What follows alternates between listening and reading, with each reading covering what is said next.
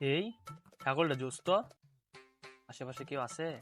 নাই, বুঝছি ছাগলটা মাইরা দিতে হইব, আস্তে ধীরে কাজটা করতে হইব। আশেপাশে কেউ আই নাকি, দেখলে আবার সমস্যা, বলাই জানি। তুই রাওটাও করিস না, তোরা নিয়ে যাবো আজকে বাড়ি।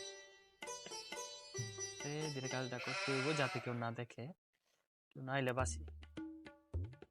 আয় আস্তে আস্তে, চল চল চল, আ জায়গা, আয় আয় আয়, আস না কে, আয় আয়। ও ভাই, ছাগল নিয়ে কই যায়? কার ছাগল এটা? হ্যাঁ, ও ভাই, এটা আমার মামার ছাগল। তার দুইটা আছে, একটা আমার চালানি দিছে, তাই টাইনা টাইনা নিতাছি। ও আচ্ছা, আচ্ছা, এটা যে নিতাছুন, এটা কি খা না খা, নিয়ম বিধি কিছু জানুন? না ভাই, মামা তো কিছু কইলো না। আচ্ছা, ছাগল জন নিতে আসুন, কি কি খা না খা, কি পছন্দ, কি ভালো লাগে না লাগে শুনে যায়। আচ্ছা কই, আচ্ছা শুনুন, আচ্ছা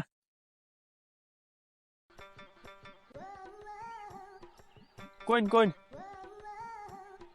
হ্যাঁ, তার সকালের নাস্তা দিতে হইব 7টার আগে, নাইলে খাইতো না।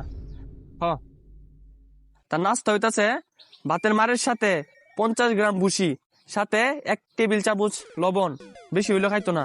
তারপরে 1 ডজন কাঁঠাল পাতা, এটা তো তার সকালের নাস্তা। হ, আর দুপুরে হইতাছে ডাবল লাগবো, 2 ডজন কাঁঠাল পাতা, 100 গ্রাম ভুসি, আর মারের সাথে ভুসিটা 2 টেবিল চামচ লবণের সাথে দিবেন, নাহলে কিন্তু খাইতো না। আর খাবারটা লাগবো 12:30টার মধ্যে। আচ্ছা, যাই গা। আর বিকালের নাস্তাটা শুনে যায় কি? বিকালের নাস্তা হইতেছে 2 গ্লাস দুধ, 3টা ডিম আর 4টা বিস্কুট, নাহলে কিন্তু আবার সমস্যা হইব।